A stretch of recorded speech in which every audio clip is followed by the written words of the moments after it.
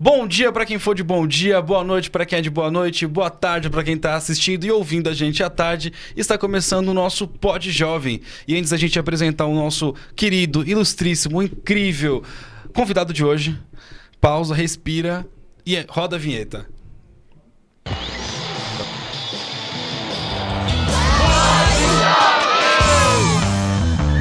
Vem na câmera aberta. Bom dia, boa tarde, boa noite. Voltamos com o Pod Jovem e ele representando assim, qual que é o seu território mesmo, que eu sempre esqueço, gente. Hoje eu tô no centro, eu atuo como agente de formação no centro. Ele que é assim representando a galera do centro, dos Jovens Monitores. Eu vou dar um pequeno palhinha assim, um pequeno spoiler da vida dele. Ele que é ator, diretor, dramaturgo, produtor cultural, professor e agora agente de formação. Mas ele é junto tudo isso, assim, tudo misturado. Ele é o grande João Júnior. Seja muito bem-vindo ao Pod Jovem. Ô, querido, muito obrigado pelo convite. Enfim, acompanho, vejo esse projeto nascer, ali vi esse projeto nascer quando você era jovem monitor cultural, enfim, uma pessoa muito proponente, né, enquanto jovem, e é uma alegria poder estar aqui. Mas assim, eu fico muito honrado de ouvir isso também. Comecei lá em 2023 o projeto, em 2024 comecei a gravar, e aí já são quase 60 gravações, 46 episódios postados hoje. Hoje sai mais um episódio? Não. Quinta-feira, depois de 2 dias, sai mais um episódio. E você foi pedido, assim. Você foi uma galera que comentou lá, assim, leva o João. A história dele é incrível, leva o João. E sim, só faltava você, né? Pronto, que bom, pois tô aqui. Então vamos começar, assim. É até uma pergunta simples de se fazer. Como começou a carreira de João Júnior? Vixe, simples e complexa.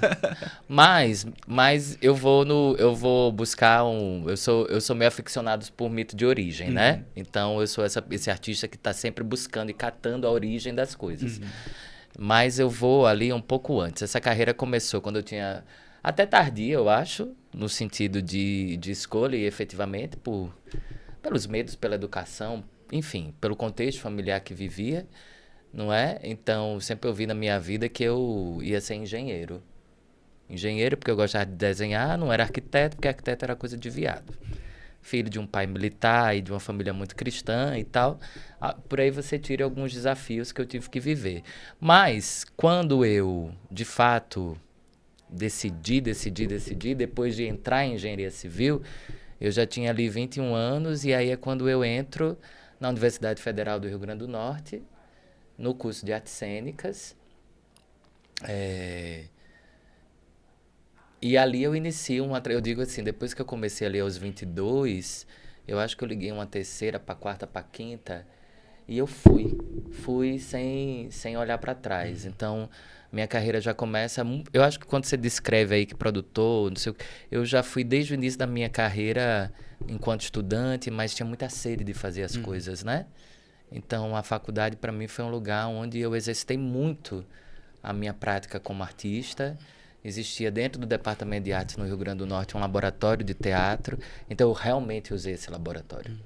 Eu realmente aproveitei esse espaço da faculdade como espaço de dar vazão às minhas ideias, as oficinas e as disciplinas práticas eu as devorava, e tudo que dizia respeito ao teatro, para criar, eu estava sempre ali propondo. E ali eu já comecei meio que a aprender a me produzir, a aprender ali em Natal, nos idos dos anos 2000, eu já... Enfim, eu entendi que eu precisava conhecer a cidade, quem pensava a cultura e a arte da cidade, de jornalistas a professores, a fazedores de teatro. Então, eu também já comecei a desenvolver os meus projetos de intervenção artística, de experimentação com poesia, e a fazer articulações também para poder divulgar esses projetos e movimentos parecidos com esse que você está fazendo, assim, junto a jornalistas, a rádio. Eu entendia que eu precisava me produzir. Eu tinha pressa. Exato, assim, a gente tem pressa. Assim, se a gente não entrar na frente e fizer, parece que as coisas não acontecem. Mas isso é um impulso muito da juventude. Hoje, aos 46 anos, eu acho que estou revendo muito essa dinâmica do tempo. Não é? Quando eu era jovem, eu tinha muito isso, assim. Mas efetivamente eu só vou fazer o meu primeiro espetáculo de teatro mesmo, com a direção de um professor muito querido, que é Marcos Bulhões, que hoje ele é professor da USP, né? Ele migra também do Rio Grande do Norte, vem e se torna um professor aqui da Universidade Federal, Universidade Estadual de São Paulo. Eu acho que eu já estava no 4º ano. Eu já estava mais perto de sair do que de entrar na faculdade, né? Então, eu acho que nesses 4 anos eu bati muita cabeça. E foi muito importante ter batido essa cabeça. Foi muito importante ter pensado em desistir.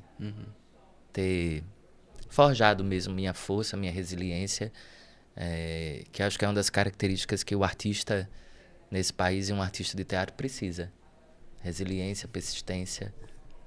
Isso é fundamental.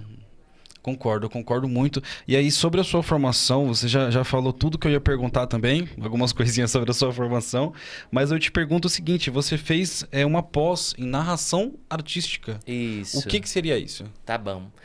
Esse processo de formação do artista ele é um processo muito complexo, assim. Eu só falei de uma formação ali dentro de uma universidade, né? Sim. Mas, de fato, eu começo também a me perspectivar como artista quando entro num grupo de teatro, que é o grupo de teatro Cláudio Shakespeare, entro para fazer uma peça, uma participação numa peça, e ali eu fico 5 anos de minha vida. Caramba! E ali eu rodo esse país com esse espetáculo desse grupo. Inclusive, é esse grupo que me traz e me apresenta São Paulo, que mais na frente eu vou decidir ficar.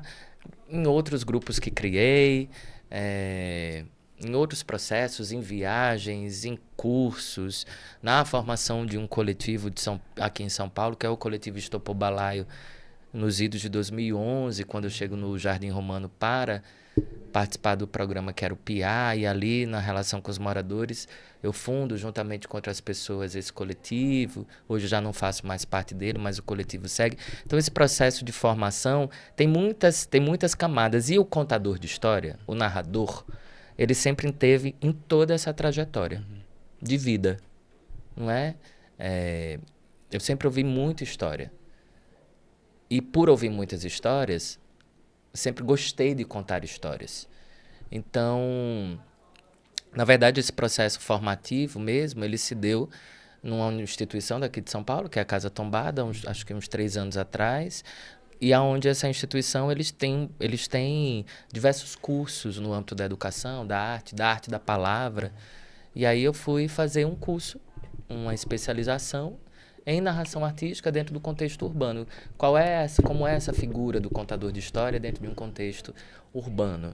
Não é bem diferente desse contador de história que está lá no sertão, que está lá no ambiente rural, ou que não vive disso no que diz respeito ao seu sustento, simplesmente porque é. Porque contar história é algo fundamental na vida, né?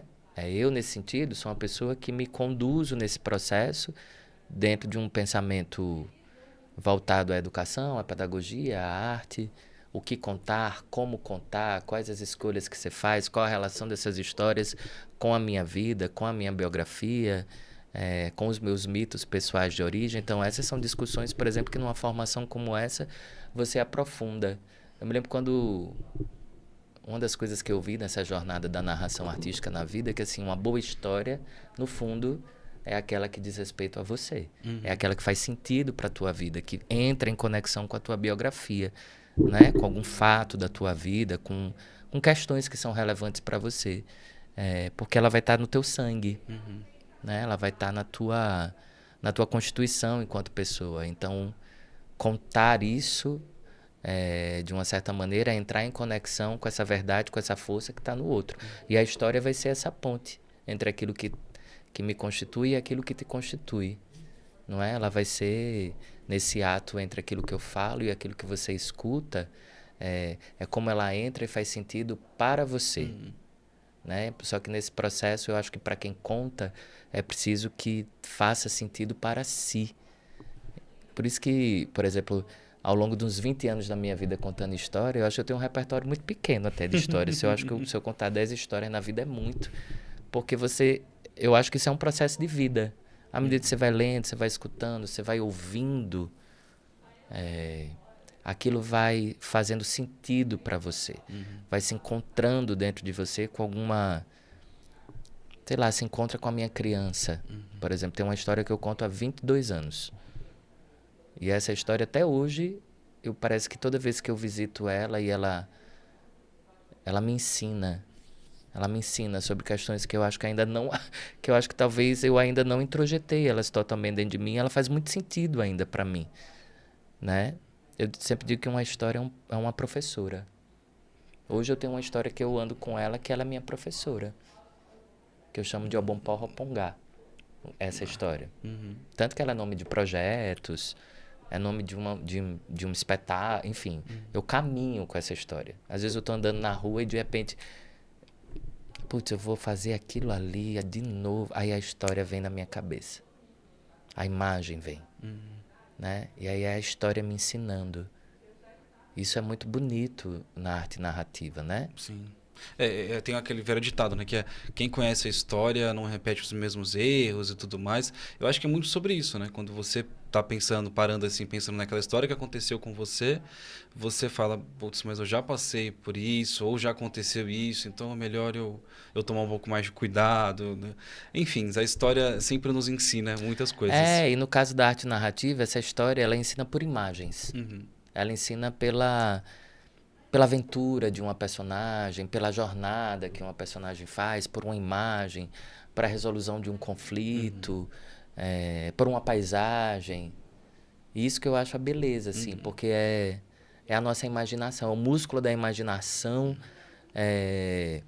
sendo desenvolvido. Isso, a gente está aqui fazendo um podcast dentro de uma biblioteca. Sim. Então, eu não conheço, além do teatro, um dos espaços que mais eu acho que estimula esse músculo da imaginação são as bibliotecas, né? E acho um projeto em São Paulo, esse projeto das bibliotecas, lindíssimo. Sim. Nesse sentido, lindíssimo. Inclusive, sobre a biblioteca, quando eu te conheci a primeira vez, você estava na Biblioteca José Mauro de Vasconcelos, apresentando o espetáculo Botija, né? Você, a Maria e a Elaine. E foi ali que eu te conheci, eu não sabia que você já era agente de formação. E você tinha esse dom já com as crianças, né? Quando eu te conheci, eu já percebi esse dom de contar as histórias. Não sei se eu posso estar errado, se a Botija é uma contação de história? Hoje a Botija tem 2 formatos. Ela tem um formato, aquele que você viu, é um formato de contação de história, onde a palavra, essa relação mais ali com a criança, de diálogo, de interação, ela, naquilo que você viu, naquele formato dentro da biblioteca, ela é uma apresentação de contação de história. Mas eu sou uma pessoa do teatro. Então também tem algumas coisas que me chamam. Então a Botija também tem uma versão teatral, com luz, com cenário. Que inclusive a gente tá em cartaz com ela agora, viu? Que legal. Deixa eu vender meu peixe. A gente claro. Posso? A gente tá em cartaz com ela todo domingo, às 16 horas, no Itaú Cultural. É gratuito, você faz sua reserva pelo um link, pelo site do Itaú Cultural, toda terça-feira ao meio-dia. E a gente tá fazendo uma temporada linda. Olha que legal, com a Botija, nesse formato teatral. Assim. Isso. A Botija é um espetáculo que ele nasce, por exemplo, de uma pesquisa em literatura oral que eu fiz em cidades do sertão do Rio Grande do Norte, ouvindo muitas histórias. Né? Ouvindo histórias de caipora. E isso são histórias muito folclóricas, né? Do norte e nordeste do Brasil. Eu penso até que... Eu não sei, eu ainda tenho uma dificuldade com esse termo folclore, né? Porque essas histórias, para quem conta, por exemplo, Dona Bial, que é uma senhora de 92 anos, 93, se não me engano, que mora no alto de uma serra, numa cidade do sertão, ela viu a caipora. Ela viu, a caipora deu uma surra no irmão dela. Caramba, então isso... Não é fantasia. Não, ela viu. Ela viu. E eu, toda vez que falo da caipora, eu carrego essa caipora que ela me contou. Bem pequenininha, toda vermelhinha, com cabelo que bate na cintura, cheia de cabelinho no corpo. Nossa, cara, que legal. Então ela viu, né? Tem um mundo aí invisível, um mundo, eu acho, encantado, que dependendo de onde a gente está, nesse país, nesse mundo, a gente vai ter outras relações com aquilo que a gente não vê, não é? Tem uma princesa que mora dentro de uma pedra no sertão. E a pedra tem o formato de uma mulher. Quem chega perto dessa pedra ouve sons de tambores, copos quebrando, porque lá dentro desse castelo, encantado por essa pedra, está acontecendo uma festa. Quem está na cidade ouve. Chega perto da pedra, ouve. Então, e quem sou eu para dizer que não é real? Uhum. O que nesse sentido eu faço com a botija é contar. Por exemplo, botija. O que é uma botija? Se você perguntar a alguém do sertão no Nordeste, você sabe o que é uma botija? Para mim, botija era uma espécie de garrafa, assim, uma espécie de... Isso. Só que no sertão, essa história de botija, ela é muito comum. Tem muitas versões. Toda botija carrega um tesouro. Olha que legal, não sabia. Toda botija, ela carrega um tesouro. E esse tesouro, ele... eu ouvi diversas versões desse tesouro, não é? Por exemplo, eu me lembro que eu fui numa cidade que uma senhora me contou que a mãe dela tinha, para não ser pega pelo bando de Lampião, a mãe dela fugiu, né? Só que nesse processo, para a família também não ser saqueada, o que é que a avó dela fazia, dessa senhora? Guardava o dinheiro numa botija, dinheiro, moeda, joia, tudo, e escondeu, enterrou, escondeu, né, para não ser roubada. Só que nessa, a avó morreu e não disse onde estava.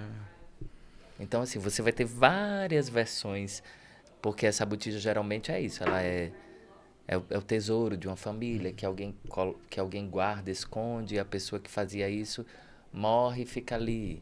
Ao mesmo tempo reza a lenda, disse que é meio um dinheiro um tesouro amaldiçoado, que quem acha esse tesouro não fica muito bem na vida depois, não. Enfim, são muitas versões de história. E uma dessas é a que está nesse espetáculo, né? Que está nessa contação de história, que também foi ouvida. Então, eu ouço, e à medida que eu ouço, eu vejo. Eu tento entrar um pouco dentro dessa realidade, naquilo que a minha constituição, enquanto uma pessoa que mora em São Paulo, embora seja do Nordeste, migrante, me permite. O que é pra gente tem, da gente da cidade, aqui mais do sul, sudeste do país, a gente tinha como lendas urbanas, né? Eu tinha várias lendas urbanas, não vou citar todas elas agora, mas o que lá pra eles são histórias reais, aqui pra gente eram lendas, né?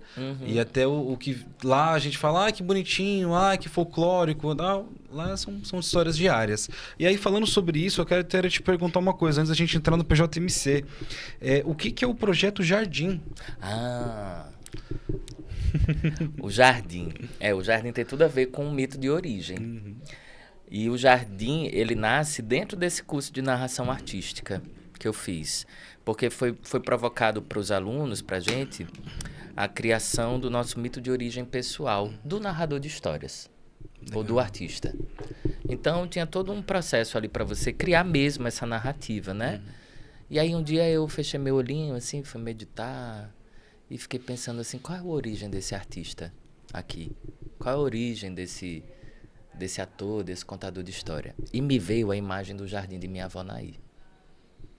Porque, como minha mãe e meu pai trabalhavam muito, eu venho de uma família muito pobre, então, nesse sentido, o trabalho foi algo muito essencial pela própria história dos meus pais. Então, eu fui criado por outras mulheres que deram rede de apoio à minha mãe. E, sobretudo, minha avó. Então, eu vivia na casa de minha avó. Ia muito para casa de minha avó, Naí. E minha avó tinha um jardim. Lindo. E tá lá esse jardim até hoje, assim, resquícios dele ainda na casa. Que arrodeava, dava a volta, assim, na casa de vó. Então, eu brincava muito nesse jardim. Brincava muito sozinho. Mas todo mundo que me habitava ali na minha imaginação e que habitava o jardim. Então eu brincava com as plantas, a vó sempre dizia assim: você pode pegar tudo aquilo que tiver no chão, você não pode tirar uma flor, mas se ela tiver no chão, você pega. A semente que está ali, você pega. E vó tinha uns livros, uma coleção de livros de literatura para criança que me botava para ler. Então eu lia esses livros e depois eu ia para o jardim. E ali no jardim de vó eu criava meus pequenos mundos, criava os cenários, fazia os castelos com restos de telha, brincava com os insetos. Tinha essa viagem mesmo. E aí eu entendi que esse foi o meu mito de origem do artista.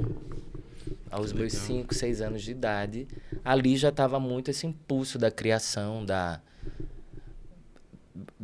imaginação sendo materializada, não é? Com a mediação da minha avó numa relação com natureza. E aí o jardim, ao longo do... Eu formato um projeto, uma espécie de programa para a infância, onde esses fundamentos ali daquele menino que brincava estão, que é essa relação entre infância, natureza e território.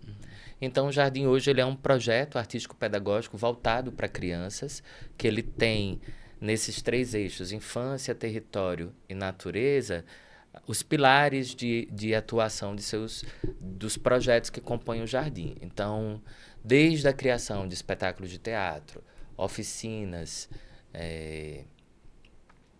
contações de história, mas também a residências artísticas. No ano passado, durante 2 anos, eu pude orientar um grupo em Natal, um grupo de jovens que é do bairro de Felipe Camarão, o Coletivo A Gente, e ali na praça do bairro, a gente transformou essa praça meio que em sala de aula, onde as professoras eram as árvores. Caramba. E as árvores, a copa das árvores como sala de aula. Então, houveram diversas ações no que diz respeito a oficinas para as crianças, oficina de letramento ambiental, étnico-racial, né? Essa relação com as plantas e com o território, sessões de contação de história, criação de... Eu chamo de videolivros, não é? Que são uma espécie de livros ilustrados e criados pelas crianças que vão virar um produto audiovisual. Então, o Jardim hoje ele é esse núcleo que pensa a infância a partir dessa perspectiva entre território, natureza e criança. Caramba, que coisa bonita. E talvez um dia na vida esse jardim, e eu acho que esse é o meu propósito, é que o jardim vire um instituto. Nossa, que foda. No ano passado eu consegui captar, pela Lei Rouanet, através do Banco do Nordeste do Brasil e a Rede Cara Itaú Cultural, e a gente substancializou bastante esse processo.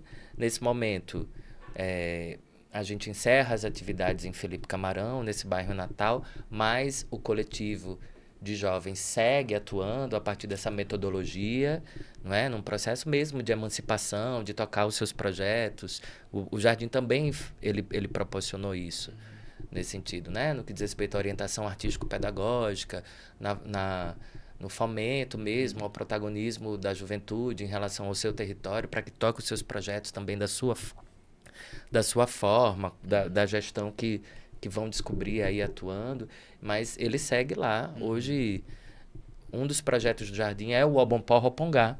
Essa é a história que eu falei. Cara. Vê como as coisas vão se amarrando. Sim. E aí, hoje, o Obompó Ropongá, ele continua nesse bairro, não é? Com um fomento lá do Instituto Neoenergia. O Jardim, quando saiu, meio que deixou encaminhado esse projeto, já fomentado. Então, ele continua lá, nesse momento, enquanto o Obompó Ropongá e o Jardim eu tenho estruturado aqui para atuação, tanto em São Paulo, mas também quanto no Rio Grande do Norte. Caramba, cara, quanta história, quanta coisa. Porque assim, você desde sempre fomentando muito a arte, muito a cultura, para todos os lugares onde você vai. Com muitos projetos que fomentam desde para as crianças, pronto para os adultos. E para os adultos, você fez uma coisa que tocou muito o coração de muitas pessoas. Inclusive o meu, consegui assistir um trechinho, trabalhando lá na Ulido, vocês apresentaram o Entrevistas na Ulido. Foi um projeto lindo, maravilhoso, que deu um trabalho gigantesco também, eu imagino. Como é que foi o trabalho? Explica também para a galera o que é entrevista, antes da gente entrar no PJMC e a gente já indo para os lugares. Tá bom. É muita história mesmo. O Entrevistas é um projeto que nasceu da fusão de 2 espetáculos de teatro, né? Eu tenho um espetáculo de teatro que eu faço há 16 anos, que é o Portaria Silêncio, que é o meu solo, que sempre digo que ele é o meu manifesto migrante. Quando eu cheguei em São Paulo, eu fiquei muito inquieto, ainda sou inquieto, né? Com a cidade, assim, a minha relação de amor e ódio com a cidade. Ódio talvez seja uma palavra muito pesada, mas de amor e inquietação, não é? Então, e sobretudo porque essa inquietação diz respeito a ser uma pessoa nordestina nesta cidade. E com todos os reveses históricos e com todas as complexidades que isso ainda tem nos dias de hoje.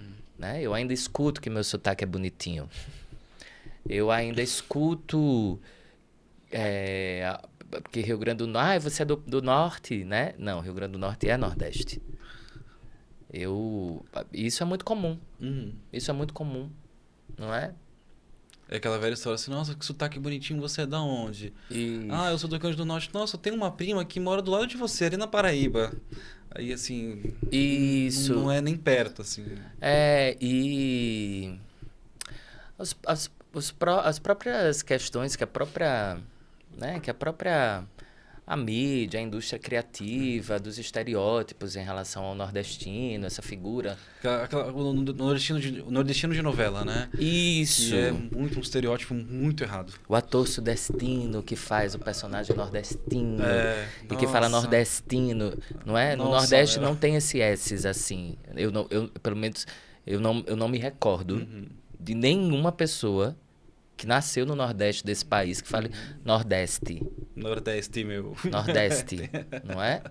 Então, o Portaria Silêncio, ele é um espetáculo que vai refletir essas questões a partir de um processo mesmo de entrevistas e pesquisa que eu fiz com 9 homens que migraram do Nordeste e que trabalharam em portarias.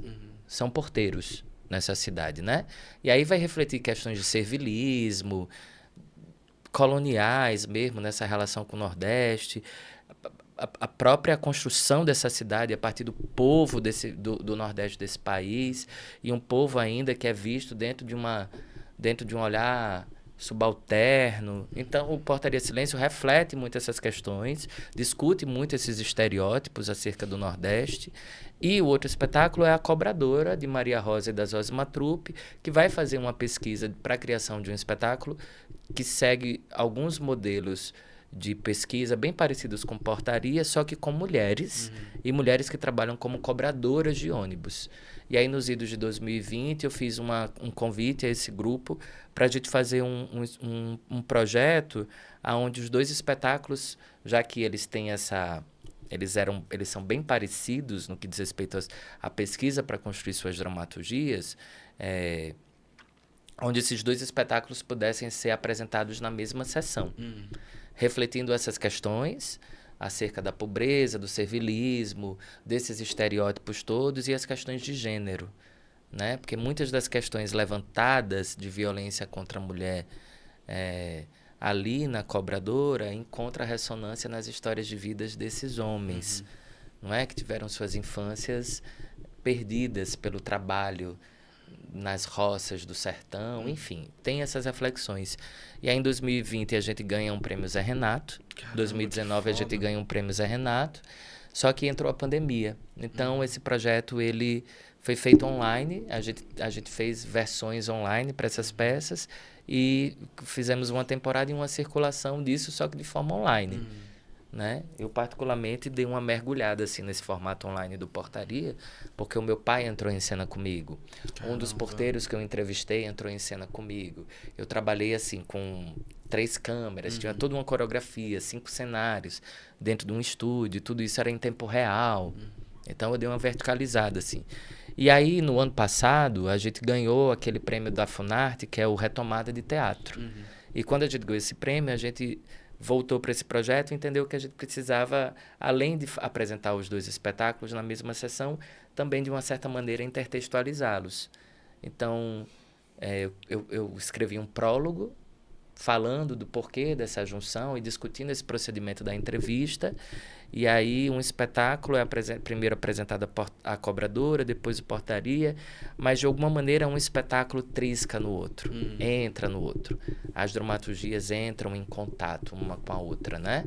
Os personagens se conversam, né? Isso. Então tem muita coisa que é dito por Maria na cobradora que vai ser dito que vai ser repetido no portaria e vice-versa. Ou tem coisas que se contrapõem, tem coisas que se friccionam. E aí a gente fez uma temporada de circulação bem bonita desse projeto no ano passado e pudemos apresentar também esse ano para o PJMC e discutir um pouco os meus modos de produção desse espetáculo, né? A gente apresentou para os continuistas e apresentamos para os ingressantes. Assim, fizemos algumas apresentações antes do PJMC lá na Olido também, e para os ingressantes, e para os continuistas e os ingressantes. Foi uma experiência incrível, assim. Como eu falei para você, estou sempre trabalhando lá, não conseguia parar para poder assistir, mas assisti um trechinho. Foi uma experiência incrível, porque eu já trabalhei como porteiro. Você já foi porteiro? Já fui porteiro. Ixi, então, que ótimo. Foi uma experiência. Não, que ótimo no sentido que ótimo essa recepção, né? Sim, porque eu tava lá, essa tua recepção aí na hora que você começa perguntando assim, alguém aqui é porteiro? Alguém aqui é porteiro? Alguém já foi porteiro? Aí eu fui levantando a mão assim, aí a Dani tava atrás de mim e falou assim, você já foi porteiro. Eu falei, não, tá bom, tudo bem, mas eu tenho essa experiência. Então, assim, são pessoas que muitas vezes, até eu fui ver um post ontem na internet, que são pessoas que estão numa classe de trabalho que ficam invisíveis. Isso. É um garçom, é um porteiro, é um segurança, que você só olha um segurança no shopping quando você precisa de uma informação. Você só olha para um porteiro quando você precisa que ele abra a porta para você. O restante, assim, e são pessoas, em sua maioria, nordestinas, do norte. E assim, são experiências de vidas completamente diferentes. Cada uma tem a sua história e é incrível. Sabe que a apresentação acho que uma das mais profundas que eu fiz desse espetáculo foi agora, no final do ano passado, no Sindicato de Porteiros e Trabalhadores de Edifícios, né, daqui de São Paulo, porque eu apresentei para eles, para suas famílias. Cara, toda vez que eu falo, vem esse silêncio assim dentro de mim, porque tinha um silêncio no ar e um olho assim que brilhava muito. E no final, quando a gente conversou, foi uma conversa muito profunda, em muitas camadas de país mesmo, assim, de comportamento social, não é? De invisibilidade. Isso. As mulheres deles falaram coisas muito fortes. Porque são pessoas que geralmente trabalham 12 horas por dia, às vezes dobram o plantão, e assim, são invisíveis demais, sofrem muito. E assim, você apresentou para o PJMC, teve toda uma repercussão também, a galera curtiu, a galera conversou, eu vi que eles receberam muito bem a peça, mas eu quero saber de você, assim, como que é ser agente de formação dentro do programa, que é um dos maiores incentivadores de cultura do Brasil e da América Latina. O agente de formação, qual que é o papel do agente de formação? Qual que é o seu papel? Cara, quando eu entrei nessa função, eu acho que um bocado das coisas que eu disse aqui me constitui como agente de formação. Porque eu acho que eu tenho no meu lastro assim, de experiência como artista, como artista que é gestor, que é produtor, como alguém que se pensa aí há 24 anos nessa área, não é? E pensa o território, os territórios, as territorialidades. Então, eu acho que eu carrego comigo uma poética, no que diz respeito, uma poética pedagógica mesmo, como agente de formação, no sentido de como provocar, como ser uma figura provocadora, como ser uma figura que faz com que o jovem monitor perceba essas camadas que ele vai estar ali em contato, que é a sua atuação dentro de um espaço cultural, mas também no território que constitui esse espaço cultural, do jovem monitor como um agente de formação daquele território, no que diz respeito a receber um processo formativo, no que diz respeito a muitas camadas, não é? Na lida com a política pública, com o espaço, com as especificidades daquele espaço, mas também dele ser um agente multiplicador disso na relação com quem frequenta o espaço, com a gestão desse espaço, com a gestão pública. Então, eu acho que, na minha visão, assim, o agente de formação ele vai ser essa figura provocadora, mediadora, essa figura que precisa ampliar os horizontes do jovem, inclusive para além do programa, não é? O programa tem um tempo de duração de 2 anos, mas como nesses 2 anos aquela figura que é o agente caminha num processo de orientação, né? De orientação nessa caminhada. Tem uma imagem em processo de orientação que eu gosto muito de utilizar ela, que é assim: eu vou entrar na chuva com você. Só que eu vou estar com guarda-chuva, porque a chuva é sua. Ela não é minha. Ela é sua. E aí, eu posso aqui dentro da chuva dizer para você assim: olha para aquilo ali, ó, você pode ir para aquela biqueira tomar um banho e se divertir muito. Olha, você pode pegar um balde aqui, encher de água porque tá faltando água ali. Você não tá vendo? Porque como você é a chuva, e eu preciso estar um pouco mais distanciado nesse sentido para provocar algumas coisas, então é como se eu entrasse na tempestade do outro com um guarda-chuva. Caramba, que incrível. Porque assim você cria provocações, você cria ensinamentos, você cria coisas para que a pessoa consiga pensar por si só e trilhando o seu próprio caminho. E como eu sou artista, Renato, eu tenho uma coisa que assim, eu tenho muitas ideias. Isso é um...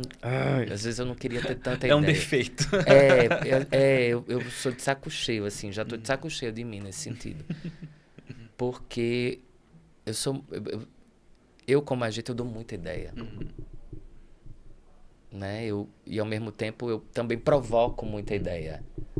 Às vezes, isso é uma coisa até muito... Eu sinto no corpo, assim, eu disse, não, mas eu vou segurar, deixa a ideia nascer da pessoa. E aí você vai ali, você vai provocando, você vai puxando o tapete, você vai se divertindo, você vai... Mas porque eu acho que, nesse sentido, é preciso estar Esse programa, eu acho esse programa lindo. Eu acho esse programa muito potente mesmo. Olha você. Olha aqui você me entrevistando. Olha aqui tua ideia. Não é? E eu acho que esse programa ele é para isso, para acontecer movimentos como esses. Olha você hoje como técnico de um espaço, não é? Ali no Centro Cultural Lido, que é um centro de tanta referência assim na cidade, num diálogo com Luciana, com os artistas. Comigo num outro lugar, com os jovens. Olha você como figura de referência para os jovens agora. Vê quando você tem essa dimensão do programa, o quanto isso pode lhe alavancar para outros movimentos de vida, né? Então, eu acho que é preciso estar... A juventude que entra num programa desse é preciso estar com o peito aberto e a coluna ereta. Eu gosto muito das suas falas, porque eu lembro de quando a gente teve uma formação e você foi como orientador da galera, foi na Debanquet, se não me engano, ali na Zona Leste. E aí a gente, cada um formou um grupinho, eu não lembro agora como é que foi feito, mas eram pessoas muito aleatórias num grupo, sei lá, de 10 pessoas, e cada um delas tinha que fazer uma história e se apresentar ali na frente. E você ficou ali do nosso lado, assim, observando as ideias, e você falava, essa ideia é boa, faz. Mas a gente não decidiu, você já falou assim, não, faz, e essa ideia também é boa, faz, e essa ideia é boa. Você empurrava a galera como se você estivesse incentivando a pular de bungee jump. Vai, faz, essa ideia do Renato é boa, porque significa isso, isso e isso, vamos lá fazer. E eu tenho isso muito claro na minha mente, assim, é como se tivesse sido ontem. Porque acho que as formações de segunda, elas fazem com que os jovens se conversem ali, mesmo durante a formação deles, depois do pós ali, no after deles. E essa criação em conjunto de segunda-feira é incrível. E os agentes de formação estão ali para poder orientar nessa formação toda. Eu não consigo ficar quieto nas formações de segunda. Eu não consigo. Eu aprendo muito também. Sim. Eu não consigo ficar quieto, não. Não só com os formadores, mas com os jovens também. A gente aprende muita coisa entre si. E aí também você, sobre a sua fala de eu estar num lugar hoje, eu tive minhas referências também com os jovens monitores. Sabe, olhar a Juliana Gervais, ela foi uma das primeiras jovens. A Melina, da Biblioteca Menotti Delpicchia, que teve aqui também com toda a sua história. Ela foi da primeira turma de jovens monitores. A Mônica, a Juliana, o Eduardo. São pessoas que eu olhei e falei assim, nossa, eu quero estar num lugar assim também. Sim. Então, assim, eu espero que... eu sei que hoje eu sou referência para algumas pessoas já. Tanto que eu já ouvi isso da Lígia mesmo. A Lígia Gianna Antônio falou assim, não, pô, graças ao seu podcast a gente teve ideia para montar o nosso. Massa. Pô, então o pessoal ingressante agora chegando em mim e pedindo, olha, eu queria participar, como é que eu faço? Olha, eu quero criar o meu, como é que eu faço? Isso é muito legal. O programa, ele tá aí para isso. Então a gente tem que espalhar para todo mundo a boa palavra do programa Jovem Monitor Cultural. Isso. E eu acho que o jovem também tem uma coisa que é assim... E eu acho que esse é um espaço de corresponsabilidade com a criação do jovem. Essa ponte entre a segunda-feira, que é uma formação teórica, esses conteúdos, e o que você leva para terça-feira, quando você vai lá para a formação prática. Não é? Isso. Como você vai cocriar isso? Como você vai trazer essa discussão? Como você fica com aquilo reverberando em você e você vai... Olha, isso aqui tem a ver com isso aqui que a gente discutiu. Porque, às vezes, uma formação de segunda, a ficha não vai cair logo aqui na próxima semana. É lá na frente, quando chegar um contrato para você e você precisa entender um pouco de direito administrativo, de redação, não é? De curadoria, de pensamento curatorial. Porque você pode participar de uma discussão que tem a ver com o pensamento curatorial e você vai ter que ter embasamento para isso. Não é porque senão você vai entrar e vai ficar calado, ouvindo as coisas. Mas se você dentro de uma formação que está falando de política pública ou numa experiência estético-pedagógica, como a apresentação de um espetáculo, como essa no AD Banquet, não é? Isso vale compor. Então, eu acho que essa é um movimento muito de corresponsabilidade e cocriação do jovem, não é? Do gestor, o gestor que pode ter uma curiosidade. E aí, segunda-feira foi o quê? Exato. Como é que você... tem alguma coisa que... De se interessar e perguntar para o jovem como foi na segunda-feira. Então, esse é um processo construído, eu acho, dentro de agentes que estão nesse triângulo. Se eu for pensar a segunda-feira, que é o agente de formação, o gestor e o jovem. Sim. Então, por isso que eu falo que o jovem que está nesse programa é preciso fazer um exercício da coluna ereta e do peito aberto, no sentido de, assim, eu posso e devo pensar esse conteúdo e trazer esse conteúdo para a minha prática. Não ficar numa postura passiva, esperando. Não, mas como eu correlaciono as coisas assim dentro do meu universo e vou aplicando isso no dia a dia. É o que eu falo, assim, você como agente de formação e muitos outros agentes, eu quero citar também, eu gosto muito de trabalhar com nomes, porque acho que é muito importante dar nome aos bois. Inclusive, Rafael, que está aqui gravando com a gente, salve, obrigadão aí pela força.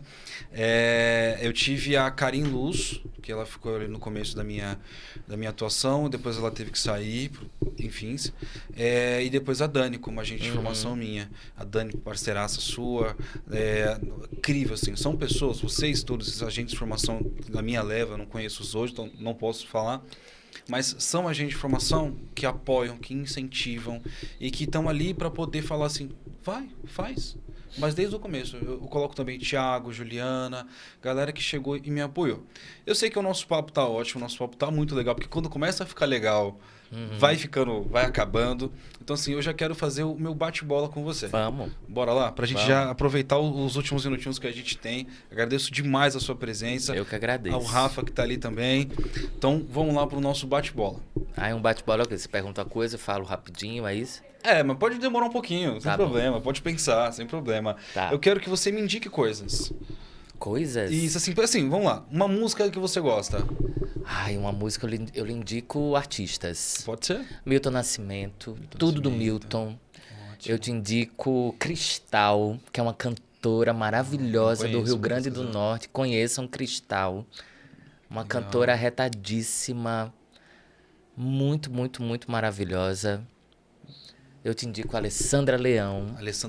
Uma amiga querida, que é outra artista imensa. Olha, depois eu vou te dar uma informação sobre ela bem legal. Que essa cidade me deu de presente como artista e como amiga, irmã, assim. Que legal. Eu te indico ver peças de teatro, muita. Então vamos fazer o seguinte, então. Eu vou mudar o meu bate-bola, porque eu falo de música, livro, filmes. Tá, Então você me indica uma peça de teatro. uma peça de teatro, A Botija, no Itaú Cultural, às 16 horas, todo domingo. Ótimo. Um filme bacana. Um filme, Ainda Estou Aqui. Ótimo. Ainda estou aqui. Uhul. Oscar. Ainda Estou Aqui, filmaço.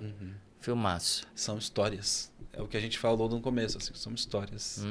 E não é folclore, não é fantasia, são histórias que aconteceram. Filme e livro. Livro. Ai, eu tô lendo tão pouco, está. Mas eu te indico Pedro Páramo, Juan Rulfo. Ótimo. Legal, vou Adoro pegar. esse livro. Vou pegar também.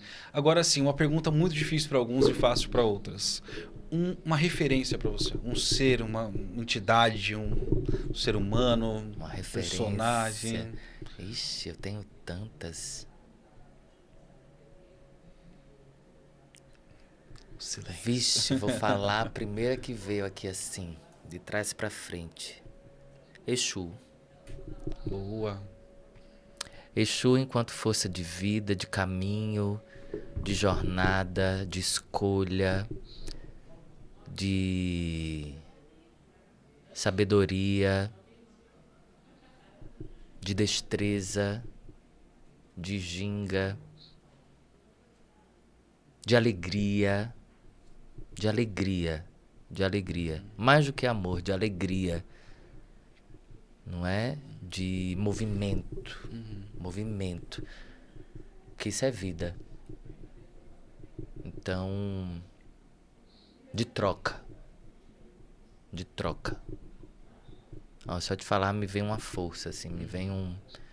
Então eu tenho caminhado muito com essa imagem, com essa força, com essa prática, com essa teoria, mas sobretudo com esse sentir na vida, mexendo nas minhas sombras e me colocando em movimento. Exu.